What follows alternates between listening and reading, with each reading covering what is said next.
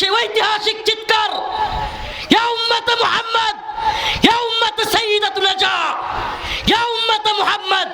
শেখ খালিদ আর-রশিদের কণ্ঠে বলতে চাই, হে উকিল, হে বিচারক, হে সাংবাদিক, হে বক্তা, হে মুফতি, হে শাইখুল হাদিস, হে ছাত্র, হে শিক্ষক, তোমার রাসূলকে গালি দিলে কাব ইবনে আশরাফের মতো ক্ষমতাসীন কেউ হলেও ছেড়ে দেওয়া সম্ভব নয়। মান সাব্বা নাবিয়ান ফাকতুলু, তার কল্লাকে তর থেকে আলাদা করে দিতে হবে, এটাই আমার রাসূলের শিক্ষা। একটা হাদিস শোনাই, জাবির ইবনে আব্দুল্লাহ রাদিয়াল্লাহু আনহু হইতে বর্ণিত। তিনি বলেন, ক্বালা রাসূলুল্লাহ সাল্লাল্লাহু আলাইহি ওয়াসাল্লাম মান লিকাব ইবনে আশরাফ, তোমাদের মধ্যে কে আছে যে কাব ইবনে আশরাফকে হত্যা করবে?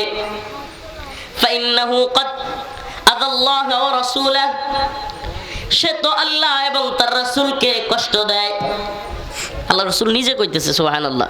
সাহাবায়ে কেরামের মধ্যে ঘোষণা করতেছে, দেখেন না, বাপের কেউ যদি অপমান করে, খুব বাজে আচরণ করে বাজারের মধ্যে, বাপে বাড়িতে এসে কয়, কিরে তোরা থাকতে আমার লগে এই আচরণ করে, তোদের মধ্যে কে আছে অমুক রে গিয়ে মাইরা থুই আইবি, কয় কি কয় না অনেক সময়।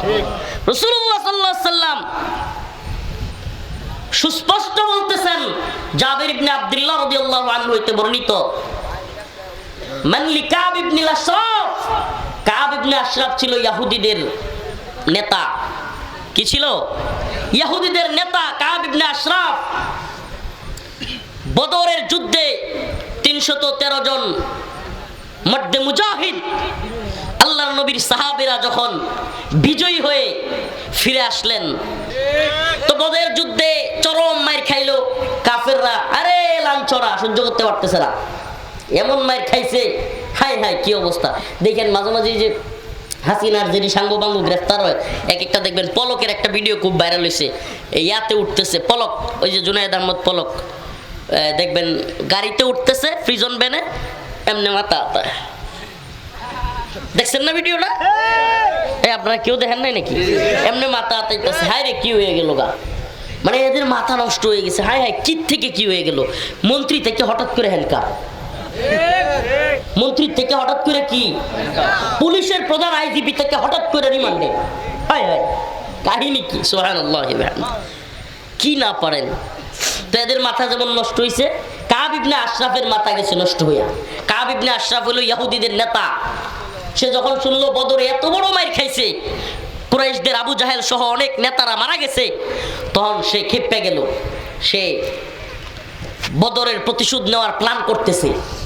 সে মক্কায় যাওয়ার জন্য রওনা হয়েছে, এবং যারা বদরে শহীদ হয়েছে, নিহত হয়েছে তাদের বদরে, এদের নামে কবিতা আবৃত্তি করে, সবাই কান্দায়, নিজেও কান্দে, কবিতা কয়ে কয়ে কি করে, কাব্য রচনা করে।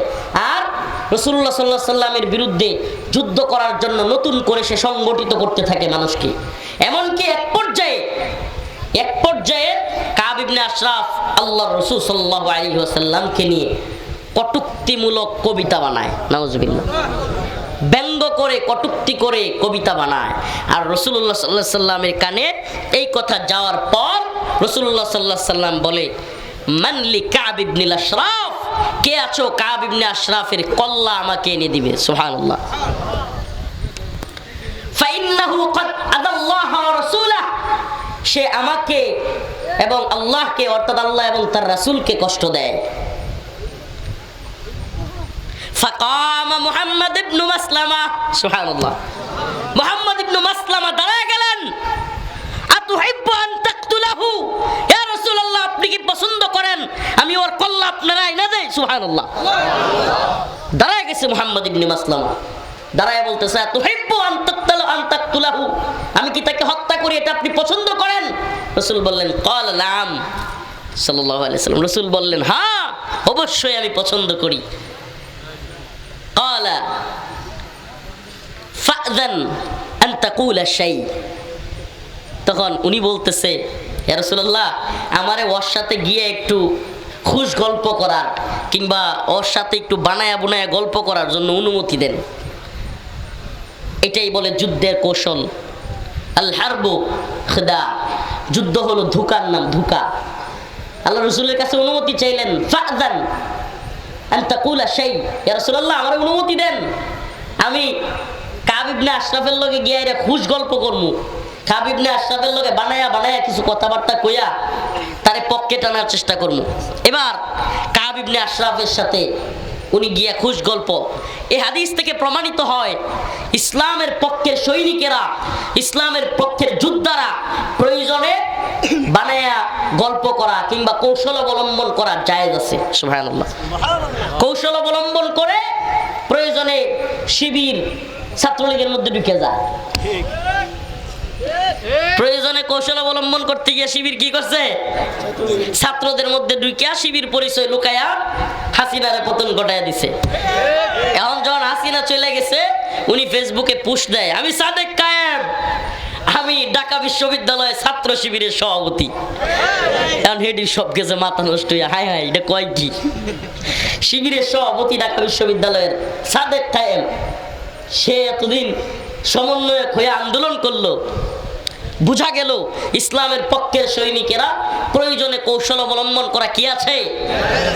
এবার দেখেন মজার ঘটনা, কাব ইবনে আশরাফের কাছে গিয়া মুহাম্মদ ইবনে মাসলামা কয়, কাব ইবনে আশরাফ সর্বনাশ হয়ে গেছে। কয় কি? করে আর বইল না। রাসূলুল্লাহ সাল্লাল্লাহু আলাইহি ওয়াসাল্লামের নাম কে কইতেছে, মুহাম্মদ উনি তো সদকা নিতে নিতে আমাদের জীবন শেষ করে লাইতেছে। বানায়া গল্প শুরু করছে, সদকা নিতে নিতে কি করতেছে? যাকাত নিতে নিতে আমাদের জীবন শেষ। এখন কাব ইবনে আশরাফ কয়, দেখছো আমি কইছিলাম না তোমরা তাড়াতাড়ি তারা আটকাও, নাহলে তোমাদের আরো ক্ষতি হবে। তোমাদেরকে আগেই বলছিলাম তারা আটকাও। মানে সে আরো উৎসাহ পাইছে। ওই যে আল্লাহ রাসূলের কাছে অনুমতি তো উনি চাই আনছে, ইয়া রাসূলুল্লাহ আমি একটু কৌশল অবলম্বন করবো, প্রয়োজনে 2-4টা বানায় বুনায় কথা কইয়া তার সাথে মিল দিমু।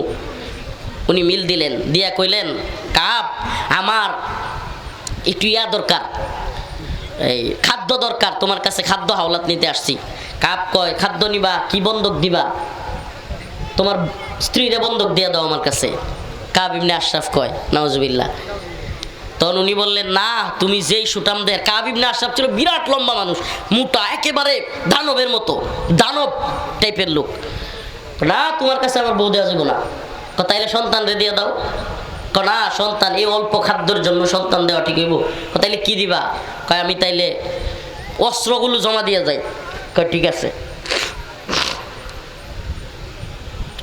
অস্ত্র জমা দিয়ে উনি চলে গেলেন। আবার বইলা গেলেন আমি আবার আসবো। সুবহানাল্লাহি ওয়া বিহামদিহি। কাব ইবনে আশরাফকে ধোঁকার মধ্যে ফেলে মিল দিয়ে উনি গিয়ে এবার আরো 3-4 জনকে নিয়ে রাত্রিবেলায় আসলেন। সুবহানাল্লাহ। রাত্রিবেলায় আসছেন, সাথে কাব ইবনে আশরাফের দুধ ভাই, কাব ইবনে আশরাফের দুধ ভাইকে সাথে করে নিয়ে আসলেন। আবু ইয়ালা সম্ভবত নামটা।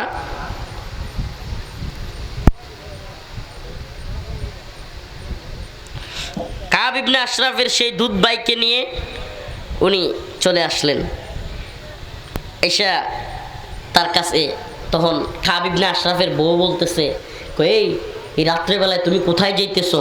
ঝামেলা হইতে পারে। কাব ইবনে আশরাফ কয়, না কোনো সমস্যা নাই, ওখানে আমার ভাই আছে একজন। সে নিচে নাইমা আসলো, ঘর থেকে আসলো, বের হলো। তো এবার ওই প্ল্যান করে রাখছে আগে থেকেই মুহাম্মদ ইবনে মাসলামা, প্ল্যান করে রাখছে রাদিয়াল্লাহু আনহু। কাব ইবনে আশরাফ আসার সাথে সাথে কাব ইবনে আশরাফ খুব সুগন্ধি দিত। কি দিত? চুলের মধ্যে কি দিত?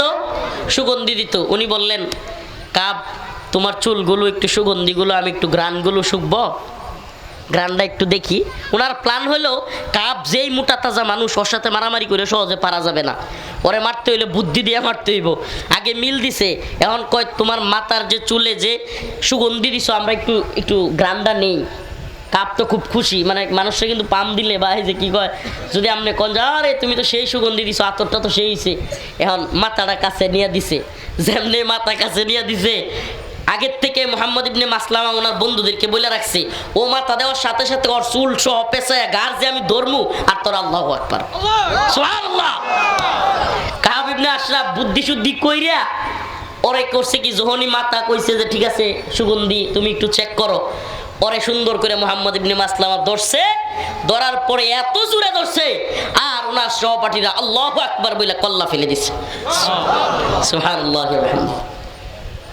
মান সাব্বা নাবিয়ান ফাকতুলু, সেই ডেনমার্কের আল্লাহর নবীকে নিয়ে যখন গালি দিয়েছিল, আজও সৌদি জালিমের কারাগারে বন্দী খালিদ আর রশিদ ফাকাল্লাহু আসরা, সেই ঐতিহাসিক চিৎকার ইয়া উম্মত মুহাম্মদ, ইয়া উম্মত সাইয়্যিদাতুনা জা, ইয়া উম্মত মুহাম্মদ, শেখ খালিদ আর রশিদের কণ্ঠে বলতে চাই, হে উকিল, হে বিচারক, হে সাংবাদিক, হে বক্তা, হে মুফতি, হে শাইখুল হাদিস, হে ছাত্র, হে শিক্ষক, তোমার রাসূলকে গালি দিলে কাব ইবনে আশরাফের মতো ক্ষমতাসীন কেউ হলেও ছেড়ে দেওয়া সম্ভব নয়।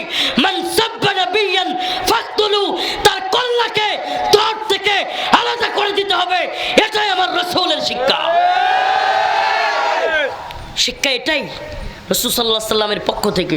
আমার রাসূলকে কেউ হত্যা করবে, গালি দিবে, তার এই পৃথিবীতে বেঁচে থাকবার কোনো অধিকার নেই।